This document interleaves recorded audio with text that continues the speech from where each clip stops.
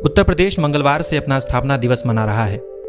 24 जनवरी 1950 को तत्कालीन संयुक्त प्रांत को उत्तर प्रदेश के रूप में गठित किया गया था, लेकिन यूपी दिवस मनाने की परंपरा बहुत पुरानी नहीं है। साल 2017 में मुख्यमंत्री योगी आदित्यनाथ ने ऐलान किया था कि 24 जनवरी को राज्य अपना स्थापना दिवस यूपी दिवस के रूप में मनाएगा। तभी से यह सिलसिला चल पड़ा है। भले ही यूपी दिवस सिर्फ 5 साल से मनाया जा रहा हो, लेकिन इस प्रदेश का इतिहास इतना नया नहीं है।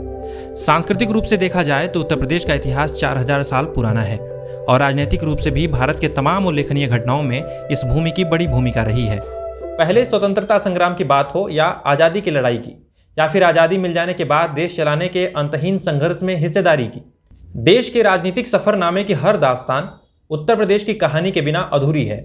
देश का सबसे बड़ा राज्य, सबसे ज्यादा प्रधानमंत्री देने वाला प्रदेश, सबसे अधिक मानव संसाधन वाला सूबा और सांस्कृतिक विविधता की सबसे व्यापक तस्वीर रखने वाले भारत के उत्तरी प्रदेश को भले ही हाल में उत्तर प्रदेश नाम की संज्ञा दी गई हो, लेकिन सांस्कृतिक तौर पर इसका इतिहास 4000 साल पुराना है।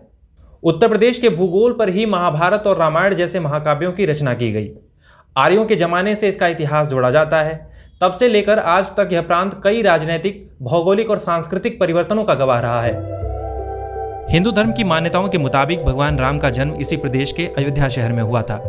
महाभारत युद्ध में महत्वपूर्ण भूमिका निभाने वाले भगवान कृष्ण पश्चिमी उत्तर प्रदेश के मथुरा जिले में अवतरित माने जाते हैं। इतना ही नहीं, बौद्ध धर्म का सूत्रपात जिससे माना जाता है, ऐसे भगवान बुद्ध को पूर्वी उत्तर प्रदेश के कुशीनगर में निर्वाण प्राप्त हुआ।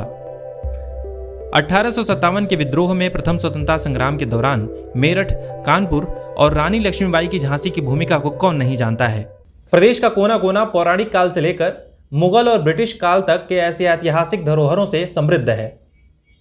भारतीय स्वतंत्रता संग्राम में महत्वपूर्ण भूमिका निभाने वाले और भारत के पहले प्रधानमंत्री जवाहरलाल नेहरू भी यूपी के इलाहाबाद में ही जन्मे थे।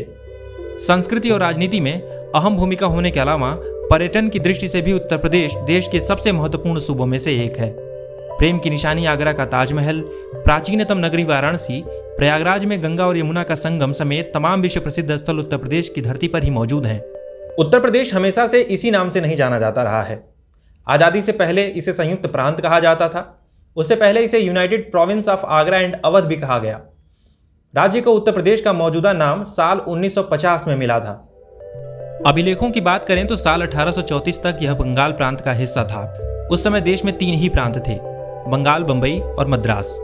एक बड़े देश को व्यवस्थित तरीके से संभालने के लिए जब चौथे सूबे के गठन की आवश्यकता महसूस हुई, तब आगरा प्रांत का गठन किया गया, जिसका प्रमुख गवर्नर होता था। साल 1858 में तत्कालीन गवर्नर लॉर्ड कैनिंग इलाहाबाद में आ बसे। इसके साथ ही इस प्रदेश की पूरी राजनीतिक शक्ति आगरा से इलाहाबाद स्थानांतरित हो गई। 1902 आते आते इस पूरे प्रांत को United province of Agra and Awadh के नाम से जाना जाने लगा। 1921 के आसपास तत्कालीन गवर्नर हरकोर्ट बटलर ने अपना मुख्यालय इलाहाबाद से लखनऊ ट्रांसफर कर लिया। इसके साथ ही प्रदेश की राजधानी लखनऊ हो गई।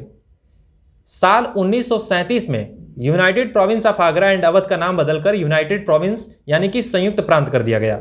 1947 में भारत को आजादी मिली और इसके बाद देश में प्रांतों के पुनर्गठन का काम शुरू किया गया। इसी क्रम में 24 जनवरी 1950 को संयुक्त प्रांत को उत्तर प्रदेश नाम दिया गया। इसके ठीक 50 साल बाद भारत के इस विशाल राज्य का भी विभाजन कर दिया गया। 9 नवंबर 2000 को लंबे आंदोलन के बाद प्रदेश के पहाड़ी और तराई के इलाकों को मिलाकर अलग राज्य उत्तरांचल का गठन किया गया, जो अब उत्तराखंड के नाम से जाना जाता है।